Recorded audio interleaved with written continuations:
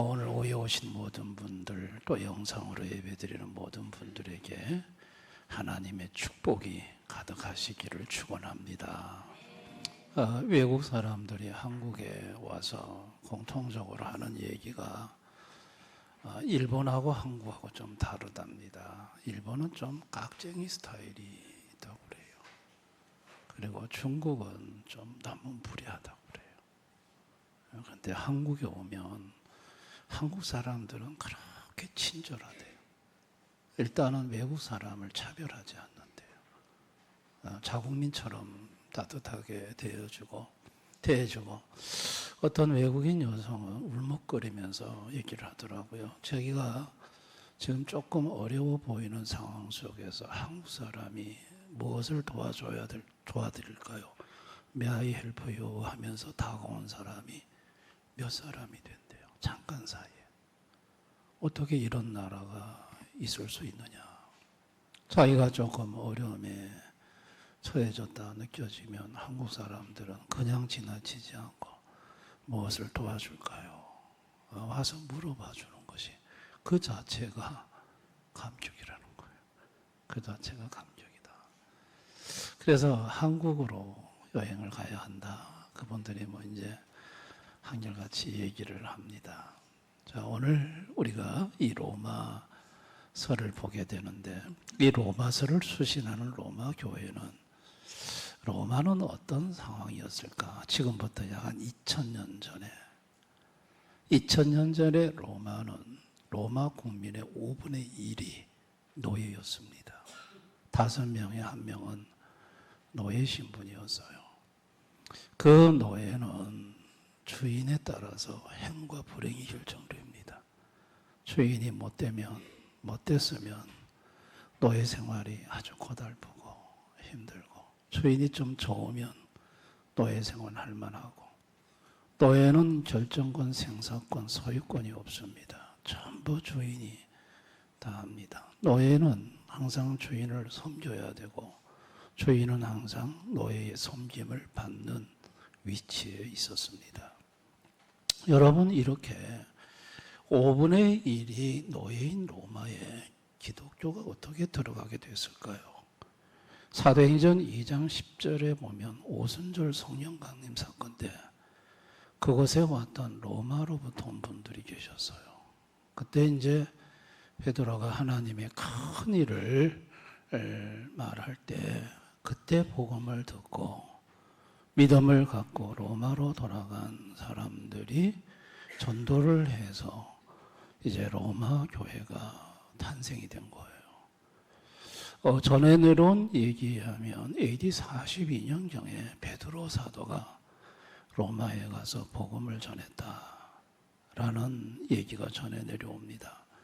그리고 AD 46년에 글라우디스 황제 때 그 추방령이 내려서 여러분 성경에 나오는 브리스길라와 아굴라 부부, 그때 그곳에서 추방이 되어 나왔거든요.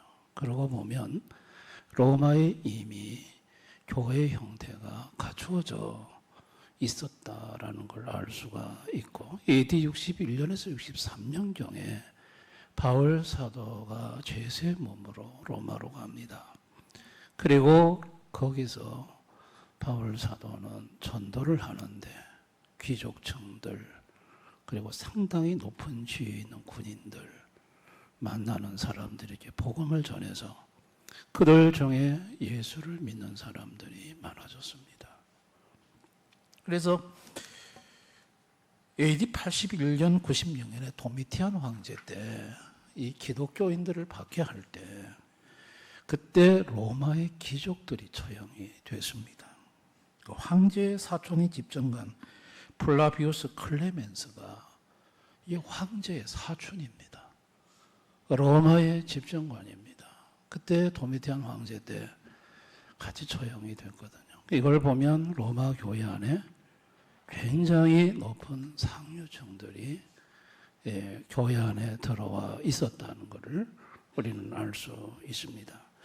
근데 오늘 그런 로마 교회의 11절에 부지런하여 게으르지 말고 열심을 품고 주를 섬겨라. 교회 안에 있는 노예도 있고 귀족도 있고, 근데 열심히 품고 주를 섬겨라. 뭐 열심히 교회 와서 예배 드리고 찬송 드리고, 이런 거야 뭐 귀족도 할 수 있고 노예도 할 수 있고, 열심히 주를 섬기는 거야 할 수 있죠. 근데 문제는 그 다음 말씀이에요. 그 앞선 말씀. 이걸 주를 섬기는 것을 가리켜 형제 사랑에다가 걸어놓은 거예요. 자, 10절을 보면 형제를 사랑하며 서로 오해하고 존경하기를 서로 먼저 하며, 그 형제를 사랑하라는 거예요. 이래 되면 이제 심각해져요. 교회 안에 높은 귀족도 있고 또 하찮은 노예 신분의 성도도 있어요. 귀족과 노예가 형제가 될 수 있냐고요. 귀족은 귀족끼리는 뭐 형제 될 수 있죠. 서로 우애하고 존경하라고 했는데, 귀족이 무슨 노예를 존경합니까? 그리고 노예가 어떻게 귀족과 서로 우애 있게 지낼 수 있습니까? 하늘같이 높은데. 이 말씀이 이게 굉장히 로마 교회 안의 성도들에게는 매우 어려운 말씀인 거예요. 그런데 예수님은 형제 사랑을 주님 사랑으로 같이 걸어놨거든요. 보이는 형제를 사랑하지 않는다. 보이지 않는 하나님 사랑할 수 없다. 지극히 작은 자 하나에게 한 것이 곧 내게 한 것이다. 지극히 작은 자 하나에게 하지 않는 것 내게 하지 않는 것이다. 이거 뭐 꼼짝 말아요. 지극히 작은 형제를 사랑하는 것이 나 예수를 주님을 사랑하는 것이다. 사랑하지 않는 것은 주님을 사랑하지 않는 것이다. 그러니 여기에 로마 교회 성도들은 당황할 수밖에 없는 것이죠. 아마 귀족들 중에 교회 좀 믿음 좋다고 교회에서 오히려 직분을 받아서 설치는 노예를 보면 꼴 사납다고 하는 귀족들도 있을 것이고, 저는 뭐 노예 보기 싫어서 내가 교회를 가야 말지 고민이 된다라고 하는 귀족들도 있었을 것이고, 노예 중에 아예 막 못되게 하는 귀족이 교회에 떡 앉아 있는 거 보면 속에 벨이 꼴려가지고 내가 이 교회를 나와야 되는가. 여러분, 왜 그런 고통과 갈등이 로마 교회 안에 없었겠냐고요. 신분의 장벽이 그 장벽 앞에 가슴앓이하며 눈물을 흘리는 로마 교회 성도가 있다는 얘기예요. 왜 인간과 인간 사이에 이런 신분의 높은 장벽이 생겼을까요? 그건 죄로 타락한 인간이 하나님처럼 되고자 하는 교만 때문인 거예요. 죄로 타락한 타락의 그 속성이 교만이거든요. 이기심이고. 그래서 높은 자리에 앉아가지고 사람들을 하찮게 보고 군림하고 그러면서 쾌감을 느끼는 이 죄로 타락한 아주 나쁜 죄성이 결국은 장벽을 만들고, 그리고 그 장벽 속에서 눈물을 흘리게 하고 아픔을 갖게 하는 일들이 있는 것이지요. 자, 이 로마 교회 안에도, 이 성도 안에도 이런 것이 있는 것이죠. 9절에 보면 사랑에는 거짓이 없나니 악을 미워하고 선에 속하라. 악이 뭡니까? 사람 무시하고 차별하고, 그 다음에 장벽을 가지고 사람이 군림하고 지배하고, 이게 전부 악이죠. 하나님 보실 때 악이에요. 그러니까 이 악을 미워해라. 이 악을 버려라는 거예요. 그리고 선에 속하라. 여러분, 사람 중에 선이 있나요? 성경은 선을 행하는 인간이 없나니 하나도 없다. 인간에겐 선이 없습니다. 선은 오로지 하나님에게만 선이 있습니다. 여러분, 선하신 분은 하나님이에요. 예수님이 선하신 분이에요. 그러니까 예수님에게 속하라는 거예요. 선에 속하라는 말은. 그러면 예수님은 어떤 분인가요? 예수님은 높은 보좌에 앉아 계시는 천군 천사와 에게 경배와 찬양을 받으시는 영광의 하나님이시죠. 모든 만물을 창조하신 창조주이시지요. 만왕의 왕이시고 만주의 주가 되시죠. 예수님은 너무나도 존귀하신 하나님이에요. 근데 이 예수님이 종의 모습으로 오셨죠. 자, 빌립보서 2장 6절, 8절. 그는 근본 하나님의 본체시나 하나님과 동등됨을 취할 것으로 여기지 아니하시고 오히려 자기를 비워 종의 형체를 가지사 사람들과 같이 되셨고 사람의 모양으로 나타나사 자기를 낮추시고 죽기까지 복종하셨으니 그 십자가의 죽으심이라. 그 존귀하신 하나님이, 그 높으신 영광의 주님이, 하나님의 본체이신 그분이 하나님과 동등됨을 여기지 아니하시고 사람의 모습으로 오셨다는 거예요. 종의 형체를 입으셨다는 거예요. 자기를 낮추셨다는 거예요. 십자가에서 죽으셨다는 거예요. 이게 얼마나 놀라운 일입니까? 그런데 이 예수님이 형제라 하기 부끄러워하지 않으신다고 히브리서 2장 11절에 말씀하세요. 거룩하게 하시는 이와 거룩하게 함을 입은 자들이 다 한 근원에서 난지라. 그러므로 형제라 부르시기를 부끄러워하지 아니하시고. 거룩하게 하시는 이는 누굴까요? 예수님이죠. 거룩하게 함을 입은 자는 누굴까요? 성도죠. 비교가 됩니까? 거룩하게 하시는 분과 거룩하게 함을 입은 그 존귀하신 예수님과 천한 인간이 어떻게 형제가 될 수 있습니까? 이건 형제가 될 수 없는 거예요. 그런데 예수님 편에서는 형제라 부르는 것을 부끄러워하지 아니하신다는 거예요.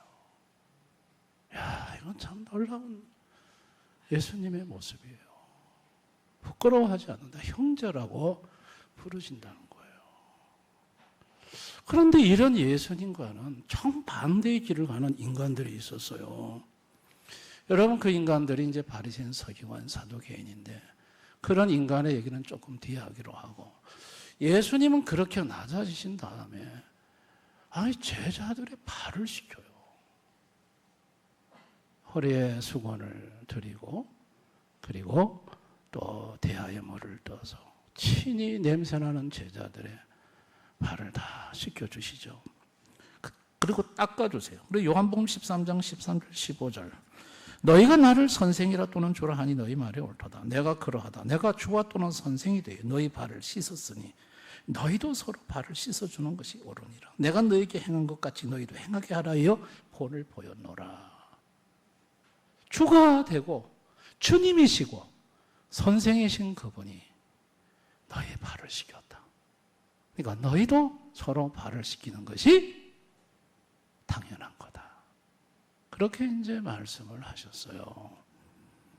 근데 이런 예수님의 모습과는 정반대로 대야의 물을 떠가져와서 제자들의 발을 씻기는 예수님과는 전혀 다른 모습으로 높은 자리에 앉아서 애엠하고 권세를 행사하는 인간들이 있었어요. 그 사람들이 이제 바리새인, 서기관, 대제사장들이. 자, 누가복음 20장 46절을 보시면 긴 옷을 입고 다니는 것을 원하며 시장에서 문안받는 것과 회당에서 높은 자리와 잔치의 윗자리를 좋아하는 서기관들을 삼가라.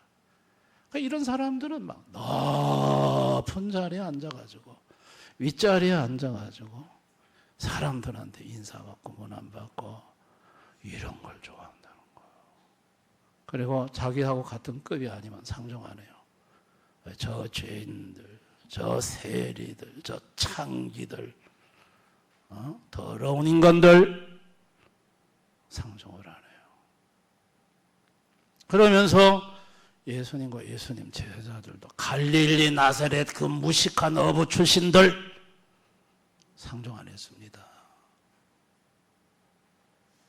야, 이런 사람들이 예수님 당시에 있었다는 거죠. 자, 예수님은 그들을 가리켜 독사의 새끼들이라고 그랬어요. 마귀 새끼들. 참 무서운, 예수님도 참 무서운 말씀을 하셨어요. 화 있을진저 이 지옥 갈 인간들. 예수님 그렇게 하셨어요. 무섭게 말씀을 하셨어요. 열심히 하나님을 섬긴다고 하지만 그 열심이 얼마나 그릇된 열심인가를 이 바리새인 서기관들이 보여주고 있는 거예요. 예수님은 제자들의 발만 씻긴 게 아니라 온몸을 자신의 피로 씻겨주고자 하셨어요. 자, 요한복음 13장 8절에 10절 우리 한번 다 같이 읽어봅니다. 시작. 베드로가 이르되 내 발을 절대로 씻지 못하시리이다. 예수께서 대답하시되 내가 너를 씻어주지 아니하면 내가 나와 상관이 없느니라. 시몬 베드로가 이르되 주여 내 발뿐 아니라 손과 머리도 씻어주옵소서. 예수께서 이르시되 이미 목욕한 자는 발밖에 씻을 필요가 없느니라. 온몸이 깨끗하니라. 너희가 깨끗하나 다는 아니니라 하시니. 여러분, 예수님은 십자가에서 피 흘려 그 피로 온몸을 깨끗하게 해 주셨습니다. 이것이 죄에 대한 사면이에요. 죄를 사해 주신 거예요. 얼마나 감사한 일입니까? 헌신이라는 것은 섬기는 거예요. 섬기는데 사람을 섬기는 게 아니에요. 주님을 섬기는 거예요. 사람을 섬기는 것은 주님이 그 사람을 귀하게 여기기 때문에, 그래서 주님을 생각하면서 사람을 섬기는 거예요. 아멘. 예수님 때문에 섬기는 거예요. 예수님이 저 사람을 사랑하니까, 예수님이 저 사람을 위해서 십자가에서 피 흘려 죽어주셨으니까, 예수님이 귀하게 여기시니까, 그러니까 내가 예수님을 사랑한다는 거는 예수님이 귀하게 여기는 그 사람도 내가 귀히 여기고 사랑하는 거예요. 그게 주님을 섬기는 거예요. 아멘. 헌신이라는 것은 섬기되 마음으로 섬기고 물질로 섬기는 거예요. 형제를 사랑하고 서로 우애하고 존경하기를 먼저 하라. 이거 마음으로 섬기라는 거예요. 형제를 섬기되 마음으로 우애, 존경. 그 다음에 물질로 성도에 쓸 것을 공급하고 손대지기를 힘쓰라. 이거는 물질로 섬기라는 거예요. 마음이 없는 물질의 섬김 동량입니다. 물질 없는 마음의 섬김 가식입니다. 그래서 이걸 두 개를 같이 조화롭게 해서 섬기라고 말을 하는 거예요. 아멘. 죄로 타락해가지고 교만한 자리에 앉아서 폼 잡고 사람을 한없이 멸시하고 우습게 보고 조롱하고 박해하는 이 인간들을, 이 죄인들을 하나님 아버지가 불쌍히 여기셔서 그 존귀하신 하나님의 아들 예수를 이 땅에 닦고 낮은 모습으로 보내요. 섬기는 것이 무엇이며, 그리고 그 섬김의 본을 보여 섬기는 자가 되게 하나님의 귀한 사랑과 축복 속에 거하는 백성으로 만들고자 하신 것이 하나님 아버지의 마음이셨던 거예요. 할렐루야. 로마 교회 성도들은 신분이 하늘과 땅 엄청난 격차가 있었지만 이 말씀을 받고, 우리는 다 예수의 피로 한 형제고 한 자매다.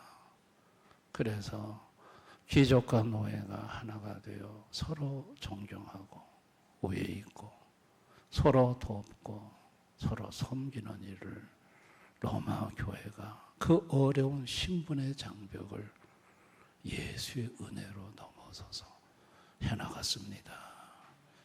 특별히 네로 황제 AD 64년부터 313년 2월까지 박해가 계속됐거든요. 이 박해 시대에 뭐 가차 없었어요. 귀족도 뭐 황제 사촌도 죽임 당할 지경이니까.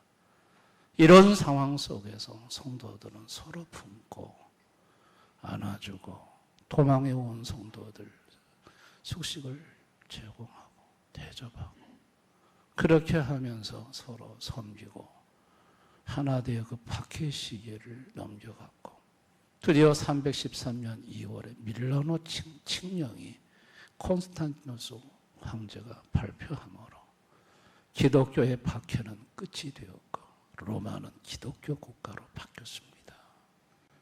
할렐루야. 이게 우연일까요?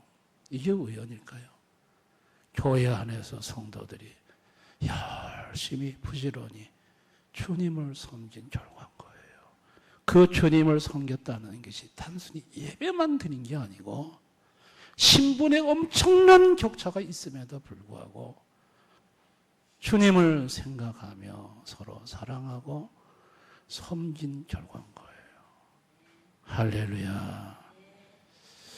여러분, 오늘날 교회 안에 참 이 로마 교회 본받아야 되는데 그러면 로마 교회 안에 천사들만 있었겠냐는 거예요. 여러분, 그렇지가 않습니다. 로마 교회 안에도 뿔 달린 인간들이 있었어요. 요한 3서에 보면 1장에 보면 요한 3서 1장 11절 우리 한번 다 같이 읽어봅니다. 시작. 사랑하는 자여 악한 것을 본받지 말고 선한 것을 본받으라. 선을 행하는 자는 하나님께 속하고 악을 행하는 자는 하나님을 배웁지 못하라. 초대교회 안에 선을 행하는 사람이 있고 악을 행하는 사람이 있다는 거예요. 선을 행하는 사람은 바로 형제를 잘 섬기고 신분 격차를 차별하지 아니하고. 근데 악을 행하는 사람은 누구예요? 디오드레베 같은 사람, 으뜸되기를 좋아하고 교회에서 성도를 쫓아내고 이런 인간도 있었다는 거예요. 그래서 악한 것을 본받지 말라고 말을 합니다. 그리고 12절에 보면은 소망 중에 즐거움이 환난 중에 참여 기도로 항상 힘쓰며 이 박해 시대의 성도들끼리 서로 하나가 되어서 예수님께 소망을 두고 항상 기도하고 참으면서 잘 이겨내라는 것이죠. 그걸 로마 교회 성도들이 해냈고 결국은 로마를 기독교 국가로 바꾸는 역할을 해낸 것입니다. 여러분, 우리가 사는 이 세상은요 차별이 심합니다. 금수저, 흙수저가 그냥 나온 말입니까? 여러분, 학벌을 가지고 사람 차별하고 가문 가지고 차별하고 세상 지위 가지고 차별하고 여러분, 드라마를 보시면 드라마의 눈물은 차별로 인한 눈물이에요. 여러분, 요즘 드라마 뭐가 나올지 모르지만 옛날 드라마 보면 전부 다 차별이에요. 차별. 그 차별로 인해서 가슴 아리하고 아파하고 힘들어요. 그 차별, 드라마는 시대를 반영하는 거거든요. 그만큼 우리 시대가 차별이 심하다는 얘기예요. 여러분, 이 차별 때문에 아파하고 힘들어하는 인생들이 많습니다. 그런데 요즘 이제 그 차별을 보고 차별금지법을 만들자고 지금 들고 나오는데 여러분, 이 차별금지법, 차별이 심한 세상 속에 차별금지법, 이거 굉장히 좋은 거네. 이걸 또 평등법이라고 말하는데 우리 기독교에서는 두 손 들고 반대합니다. 왜 반대하느냐? 그 안에 독소조항 때문에 반대하는 거예요. 이게 만약에 통과가 되면 이 차별금지법의 맹점이 뭐냐면요. 자, 내가 저 사람이 나 차별했어요. 저 사람 나 아프게 했어요. 나 그래서 지금 되게 속이 상해요. 처벌해 주세요. 그러면 그 입증을 누가 해야 되느냐? 저 사람이 했어야 하는 그 사람이 입증을 해야 된다는 거예요. 난 그렇게 차별 안 했다고. 그게 쉬운 일이에요? 아니, 어제 또지나 저 사람 때문에 내가 힘들었어요. 저 사람 처벌해 주세요. 그러면 걸릴 수 있다니. 그 사람은 난 저 사람 차별한 적이 없습니다 하고 입증을 해야 되니까. 이게 좀 애매해요. 애매해요. 예? 그리고 차별금지법이 제정이 되면요, 교회에서 직원을 채용을 할 때 기독교인입니까? 물어서는 안 된다는 거예요. 그건 차별이라는 거예요. 그럼 어떻게 해요? 아니, 교회 교육자를 써야 되는데 교회 다니십니까? 물으면 차별이라는데. 이게 말이 안 되는 얘기죠. 그리고 이단들이 교회 들어오면 들어오지 마세요 하면 차별이라는 거예요. 강대상에서 목사님이 동성애 반대 설교하거나 이단 설교하면 차별금지법에 걸려 교도소 가는 거예요. 그리고 이 차별금지법의 가장 문제는 우리는 남성과 여성, 양성을 인정하는데 제3의 성을 인정하자는 거예요. 3의 성. 이건 남성도 아니고 여성도 아니고, 이 3의 성이라는 것은 반쯤은 남성, 반쯤은 여성. 뭐 어떤 성들이든 3의 성이 있다는 거예요. 그 3의 성을 인정하자는 거죠.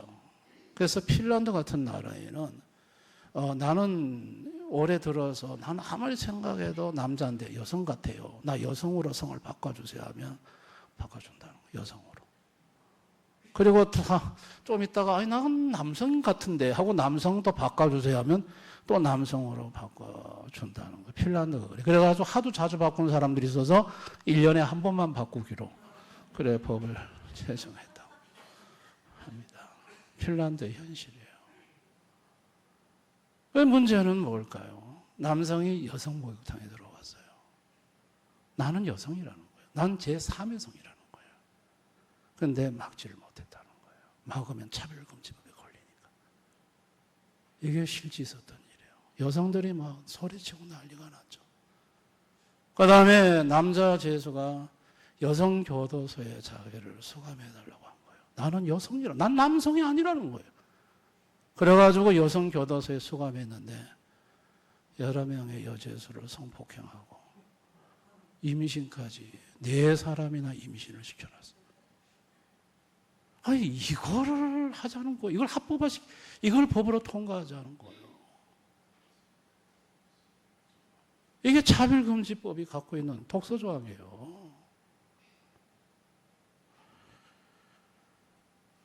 그러면 우리나라 같으면 어떻게 하면 돼요? 군대 가려고 하는데 영장 나와서 나 여성인데요? 성 바꿔버리면 군대 안 갈 수 있다는 얘기예요. 그래서 군 면제 받고 난 또 남성인데요? 하고 바꿀 수 있다는 얘기예요. 성소수 사회에 그것을 인권을 존중해 준다는 이름하에 이게 역차별이 너무 심한 거예요. 성경의 기준이 없으면 무엇이 차별인지 무엇이 차별이 아닌지를 모르는 거예요. 아멘. 그래서 성경의 기준이 중요한 거예요. 여러분, 우리 성도는 주님을 열심히 섬기는 사람들입니다. 예수님을 사랑하는 사람들이 성도예요. 그래서 열심히 예배드리고 열심히 봉사하고 헌신하고 주님을 위해 살아만 아깝지가 않아요. 근데 문제는 주님께서 교회에 하는 형제 자매를 사랑하는 것이 나를 사랑하는 것이다 라고 할 때 문제가 생겨요. 이게 힘들어요. 여러분, 교회 안에 안 친한 사람들이 있거든요. 이게 사랑할 수 없는 사람들이 있거든요. 사랑하고 싶은 마음이 없는 사람도 있거든요. 근데 주님이 사랑하래요. 그 사랑하는 게 나를 사랑하는 거래요. 여러분, 이게 얼마나 부담이 되고 힘든 말씀이에요. 아멘. 나는 하고 싶지가 않은데 주님은 하라는 거예요. 지극히 약한 자한 것이 내 한 것이라고 하는 거예요. 여러분, 그럴 때 성도는 참 그게 힘들지만은 예수님이 저분을 피로 값주고 사셨구나. 예수님이 저 영혼을 위해서 십자가에서 죽어주셨구나. 주님이 저 영혼을 귀하게 여기시는구나. 그 마음으로, 그 눈으로 그 사람을 바라봐 주는 거예요. 아멘. 그리고 그 마음으로, 그 눈으로 그 사람을 품으려고 하는 거예요. 예수님이 귀하게 여김으로, 예수님이 사랑함으로 나도 품고 사랑해야지. 그러니까 그게 힘든 거예요. 그게 오늘 오전 설교에 자기 부인, 자기 십자가가 필요한 거예요. 그게 자기를 부인하는 거예요. 그리고 자기 십자가를 지는 거예요. 그리고 주님의 말씀에 순종하는 거예요. 아멘. 그것이 있으므로 그걸 통해서 주님을 사랑하게 되는 것이죠. 그런데 교회 안에는 주님도 말씀하셨지만 양만 있는 게 아니에요. 교회 안에는 일이도 있어요. 일이. 분당 서강교회 담임 목사인 최영진 목사님하고 최근에 만나 얘기를 나눠봤는데 자기 교회 안에 신천지가 깔려 있었대요. 깜짝 놀랐어요. 아니 목사님, 아니 신천지가 어떻게 목사님 교회 안에 들어와 자리 잡고 있었습니까? 저보고 최 목사님 교회도 있을지 몰라요 그러더라고.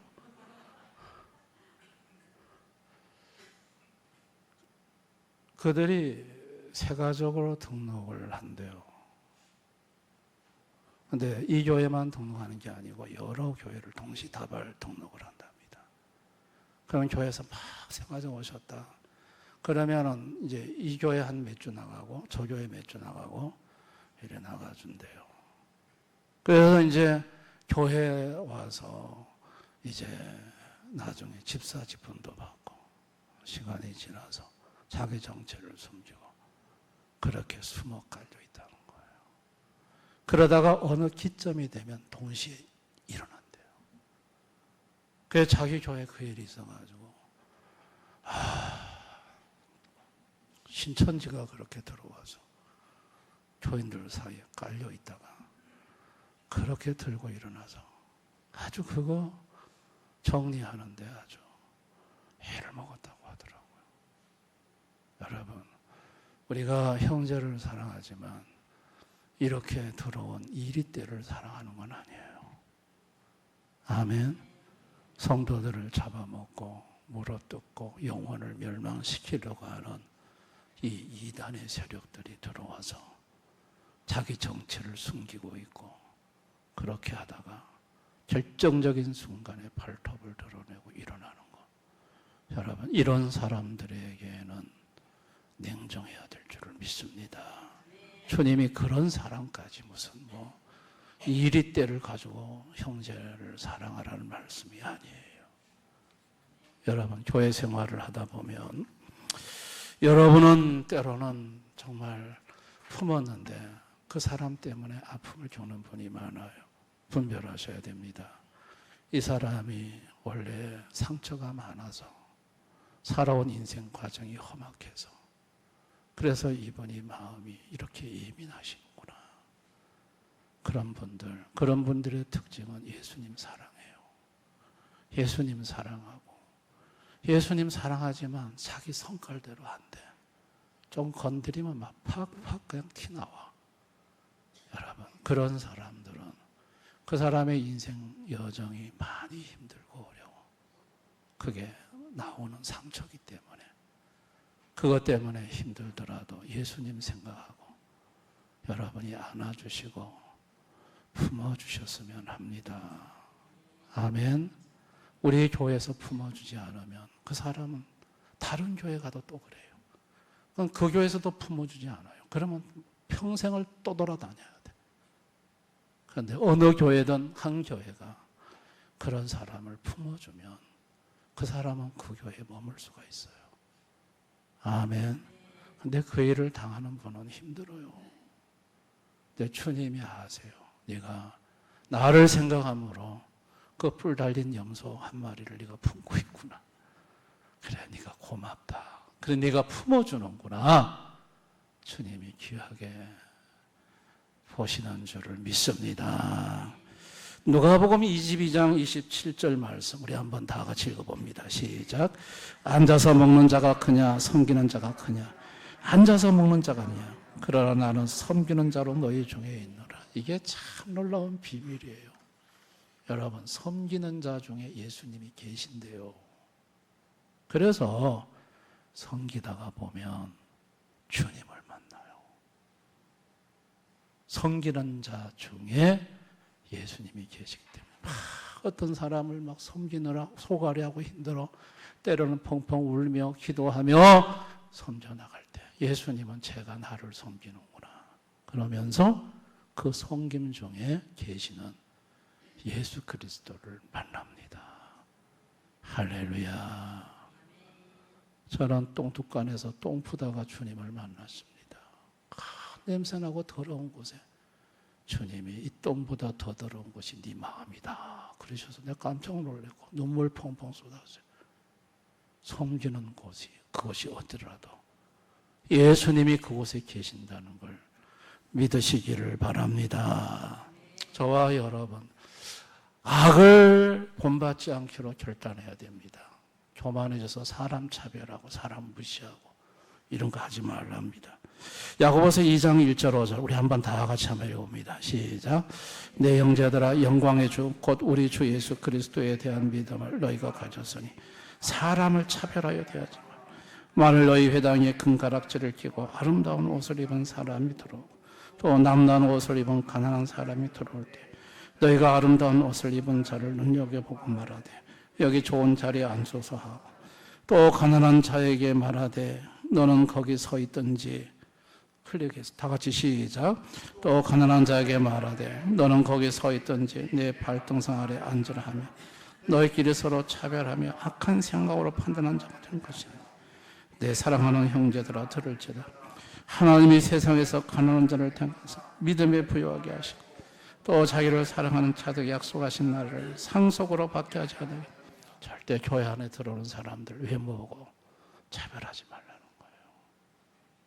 차별하지, 이건 아주 악한 거래요.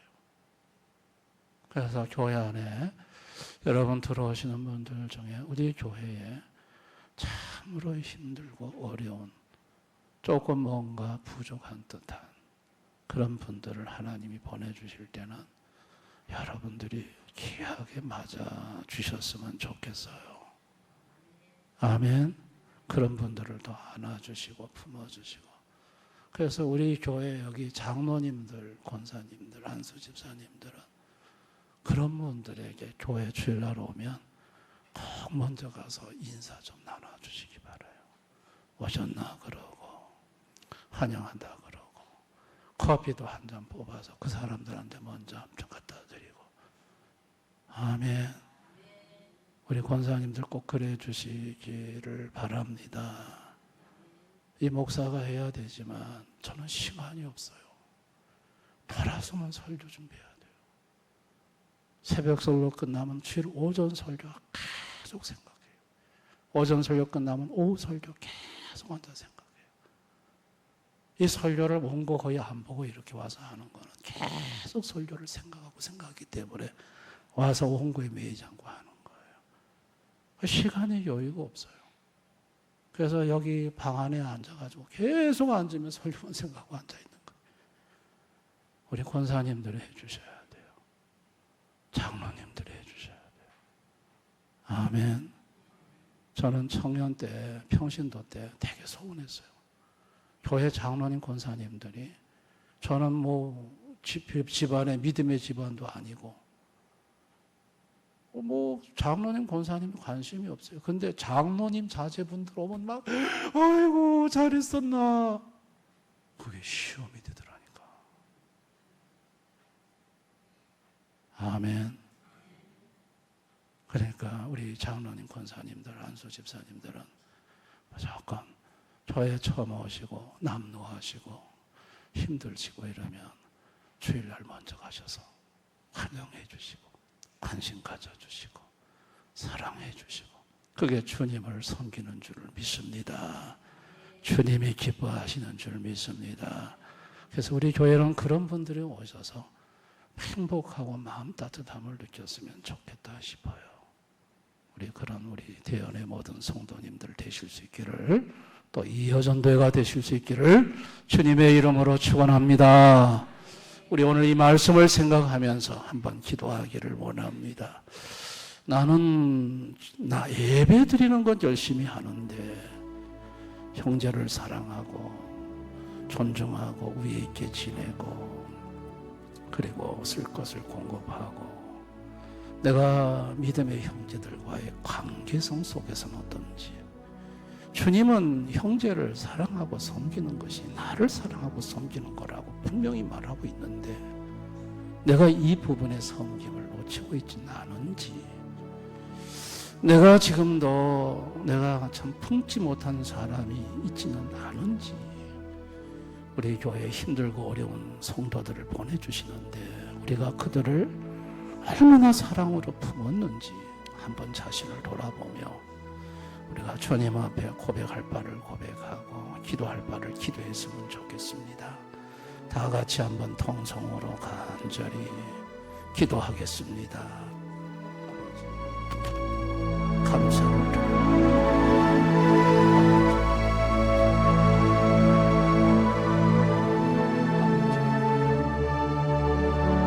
아버지,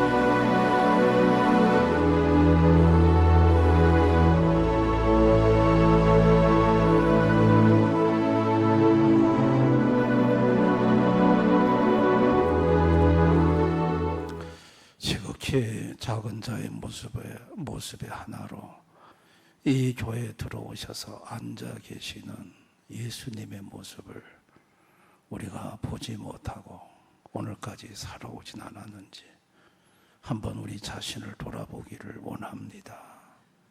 주님이 화려하고 있는 자의 모습으로 교회에 들어오는 것이 아니라 가난하고 헐벗고 소외되고 어려운 초라한 모습으로, 초라한 자의 모습으로 이곳에 들어와 앉아 계실 때 우리는 예수님을 생각하면서 그 형제를, 그 자매를 귀히 여기고 더 먼저 다가가 서로 우애의 모습을 보이고 존중하고 또 필요한 것을 챙겨드리면서 서로 사랑을 나눠가는 우리 이여전도회, 우리 대형교회 모든 성도들 되게 해주시기를 원합니다.